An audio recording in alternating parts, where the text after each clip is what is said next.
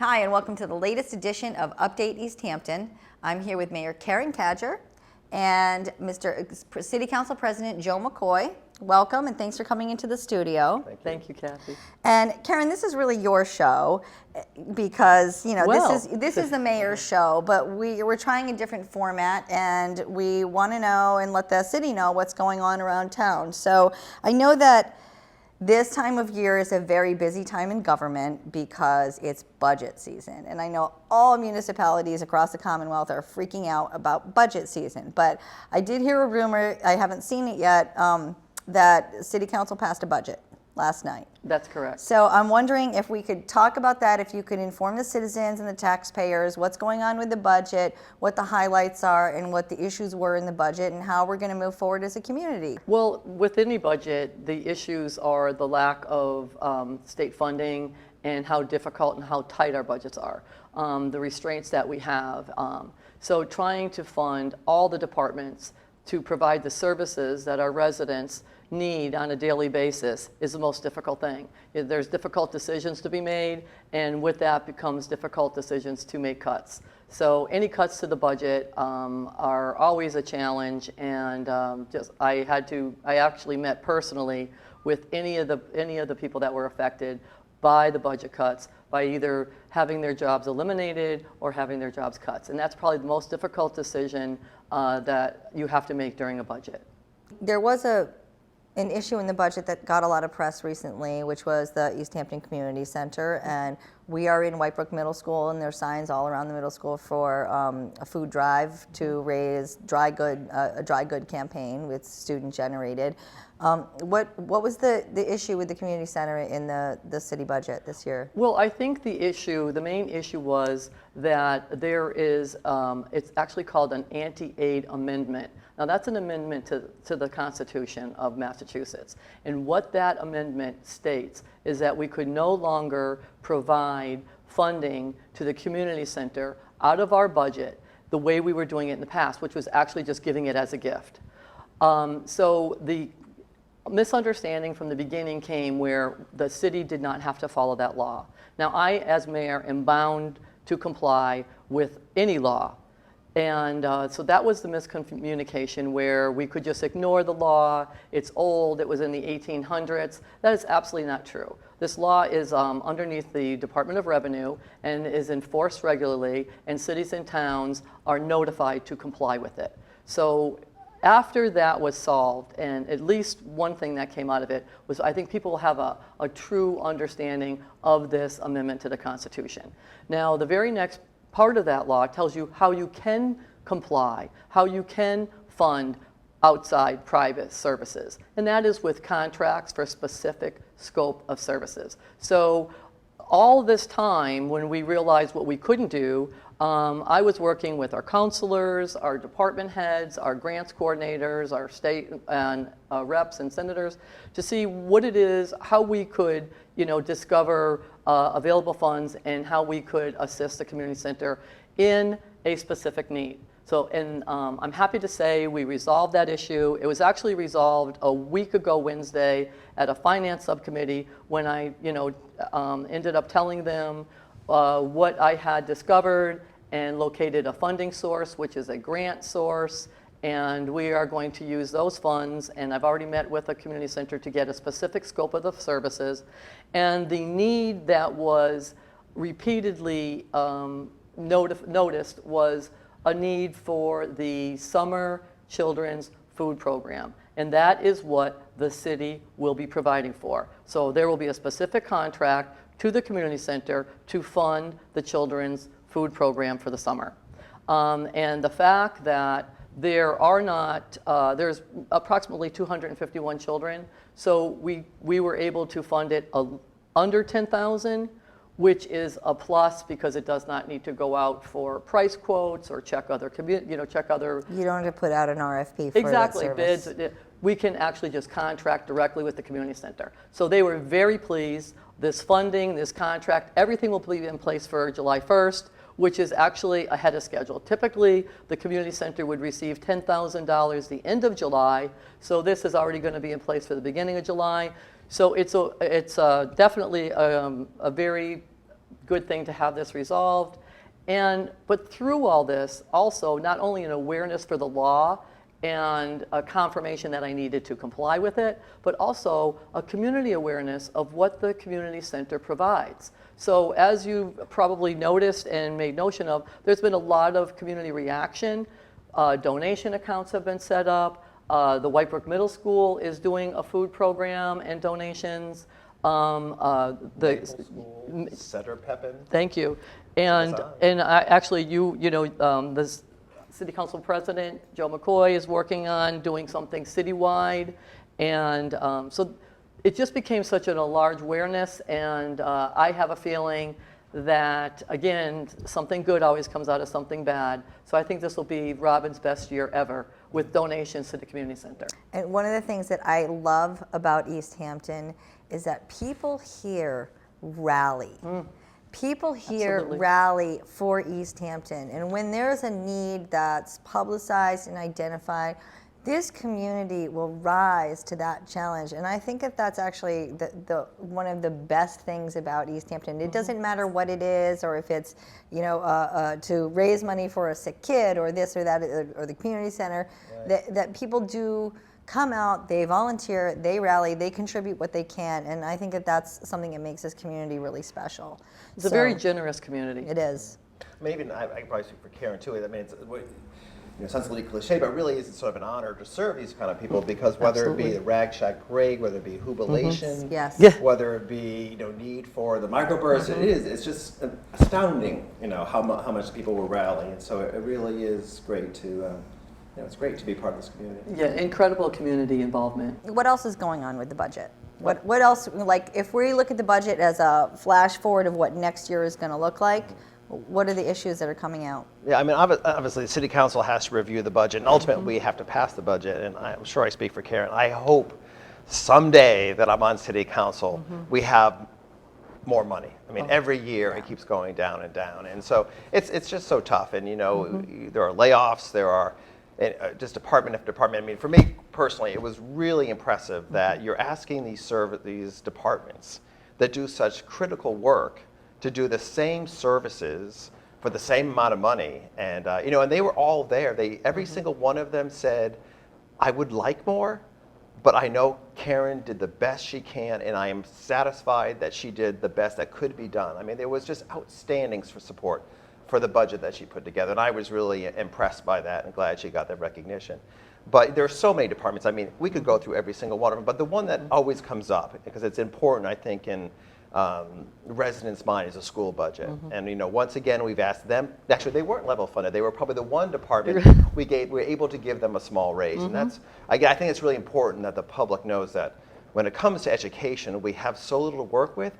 But boy, this council and this mayor, that is number one. I mean, as well as we could. Well, because I look at local governments across a few communities, I've noticed a pattern in Easthampton that you guys actually give a very high percentage of the municipal budget to our municipal education. budget is over 60% of our total tax fund goes to education. And then even on top of that, the state mandated how much we should give. We're pretty close to 900, 800, maybe 900,000 more than what's mandated by the state.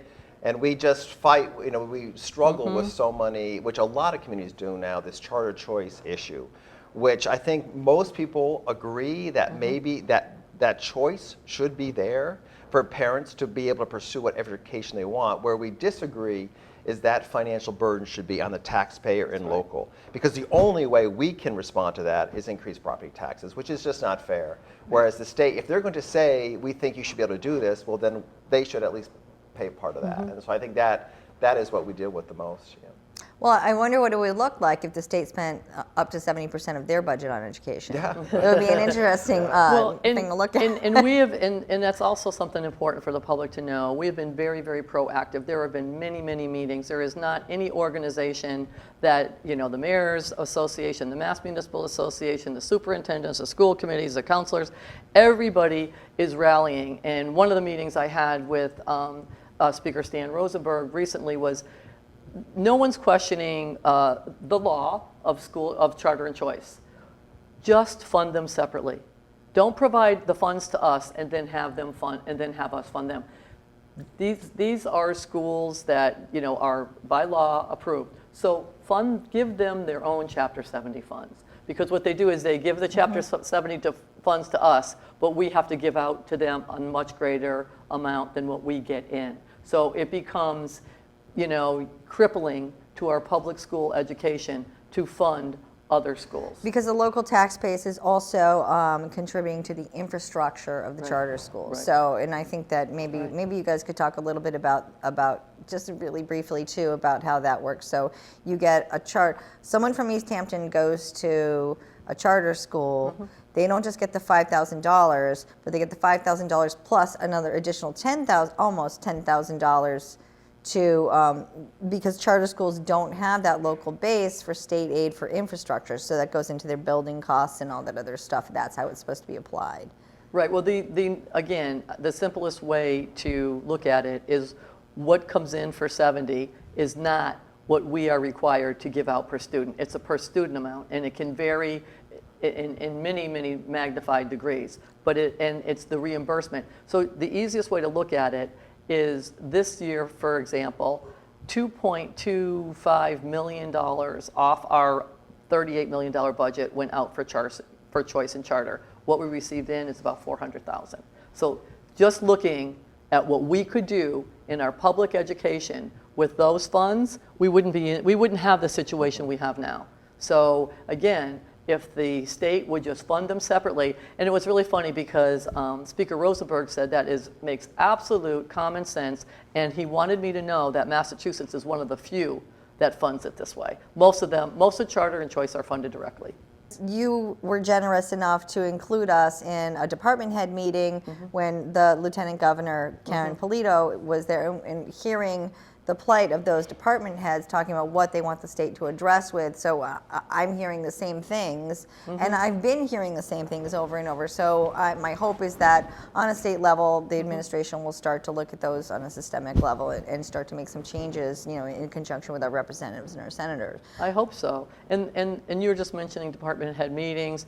That is the whole key, I think, that we have here in Easthampton. This whole community, you were talking about community involvement before, this whole community is brought together. You know, we're one working unit. You know, we don't have the school-city separation. We work as a group. We're one community. We're one employer. You're in the same building. Exactly. Exactly. Our police, our fire, you know, our business community, we have all just evolved to just all be together and work for the common good of the community. And that is the most important thing. And that's how people get things done. If anyone thinks that one person gets everything done, they're definitely mistaken. It takes a large group of people working together. Working against each other never accomplishes anything. But working together is the whole key. And I've always been impressed by, you know, boy, the departments, and that's where I wish the public could know some of the things, the amount of things that our departments fix on their own, or that they, you know, fix temporarily. It's just astounding the amount of ingenuity and dedication and commitment to the city and making the city run that you see day in and day out. And, you know, if there's ever that perception out there of a municipal worker, they're sitting at Dunkin', well, I can assure you they're not. You know, they're probably figuring out a way to fix something to provide a better service while for they're less. eating that donut. Right. Exactly. Well, like what Joe was mentioning, that was evident last night. Now, our Public Works Department and the parks. Yeah. People don't realize that within the parks, not only do they pay for their own renovations, but all the renovations that they've done. I mean, this is amazing. And then with the wastewater, they fix their own pump stations. And I mean, this saves the city, you know, I can't even imagine how much funding that would have to be contracted out to do it ourselves. And they do it right, and they do it well. So they are typically the unsung heroes that you don't see, all the behind the scene people. So it's not one person that gets things done here. And there was one joke last night in a relatively otherwise bleak thing, in that I think the fire chief was talking about an 11-year-old vehicle that was no longer working. And John Mason from Parks and Rec got up. He said, "I dream of 11-year-old vehicles," you know, and you know, that's the reality. And the camaraderie. Yeah. Like how they're joking with each other, yes. And you know, most cities and towns, like when I'll head to the Western Mass Mayors Association, or the Mass Mayors Association, and all the mayors will be talking about, all the separations between, all their different departments. And when I talk about our police and fire, I mean, they're teasing each other, they get along together, I mean, they're in the same building together. These are not common things. So we are known for an extremely unusual community. And we could also- probably go on forever, but I do want to say this is not just us talking. Wasn't the state who was so impressed how well all our services worked handling the microbursts? They came to the city council just to tell us, you guys have outstanding servants here, outstanding public servants here. So MEMA. It's just not us making this stuff up. They said working together because they're so used to, they do all the disasters, so they're so used to, the police don't work with the fire doesn't work with the DPW. They could not believe it. They said, you guys were just a unit. No one knew who was what. You were just a unit. And they were like just very, very impressed, thanked me, thanked our leadership, but wanted to go to the city councilors just to say how lucky this community is to have the facilities that we have and the groups that work together. There's a number of exciting things that are on the verge of happening. And what I wanted the two of you to maybe talk about a little bit is there's this little tradition started up last year called the Cultural Chaos. That's right. Right. Last year was the first year of that. And so what we're going to do is, as you know, it's in the designated cultural district, but what we're going to do June 13th, high noon, is we're going to have a ribbon cutting, and we're going to acknowledge everybody that was that worked on the boardwalk nonstop for a very, very, very long time.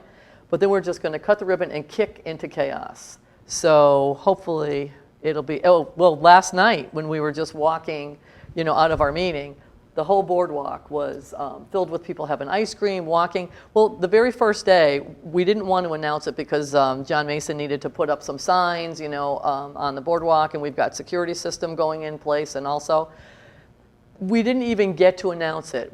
It was all over. Yeah. There was already somebody out there fishing, and but people are walking, people are reading. I can't wait till we can go out there and sit down and have a coffee or a tea or, Yeah. But you've had a chance to walk it. Yeah. And my office happens to be right across, so I get to look at it every day. But look at it, not get out there on it. I'm looking at it, yeah. But that's, I think, again, speaks to the city and, go a little bit back for the mayor. The transition, both vision and running between Mayor Tosnick and Karen has been so incredibly smooth. Because credit needs to be due too. This was, this it might have been definitely Mike's, may even gone before Mike. I'm not sure, but this vision of Easthampton about where we can go, and that he, could see that vision, and Karen was right on board and kept going with it, and the fact that it's there and it's just incredible, and then to tie right into Cultural Chaos. I actually missed it last year, but I'm excited. And it's funny because Burns Maxey, our arts coordinator, was at City Council and mentioning things. I even said, you guys need a City Council dunk tank. They didn't take me up on it. There I was. That's a great idea. I think that could actually possibly be. I think it would be a huge fundraiser. Especially like places like the community center or Little Nut. It'd be great. Call Pat Bruff. What can you do for it? We need Let's do it. It's an amazing festival. They are packed with venues. Packed. I haven't seen the final venue push yet, and of course we'll have people there documenting what's going on. But it's, kind of put Easthampton on the map in terms of the happening place that does all these really cool things. Art Walk also has done that. The entire push for ECA Plus to kind of get out there and find a way to harness creative economy and nurture it and foster it and have it feed back into the community in an economic way. It feels like it's really on the road to success. And even the pond, we did that documentary. It was 20 years in the making, and so we had all this footage of what the pond used to look like, what the pond looks like now. Now it feels it's come to fruition that the vision that someone had and sold to the community 20 years ago is there. And now it's all about how the city and its residents use it. So I think it's really interesting. And the location is unbelievable. We've always called it our jewel, but it's right, this will be the gateway right into the cultural district. You know, it's right there. So it's what we've wanted as a destination location, but also, you've just touched on it, Easthampton is the place to be. And that's pretty incredible. Other communities are looking to see how have you been able to get your downtown up and coming, because it's a very, very difficult thing. Downtowns get depressed, it's very difficult, but especially the renovation of all our mill buildings. So it's not just a downtown, and what we're looking at now is how can we tie the cultural district into the rest of the downtown and right down to the mill district. So the awareness for that in Easthampton City Arts has been extremely successful, you know, with the art walks and providing that awareness to exactly what's going on here. I mean, 3 breweries, and they're here because of our water. Yeah. Obviously, Right, yeah. Right. you know, winning the national water tasting contest. So there's a lot of things happening. And the stuff we've heard about, it's just, I mean, I don't know this, I can't say too much, but that 180 Mill, like 5-4-star restaurants going in, you know, decks Yeah. on top with views. I mean, the stuff that is still Right. coming is just, it's great. It's terrific. It is great. Stay tuned.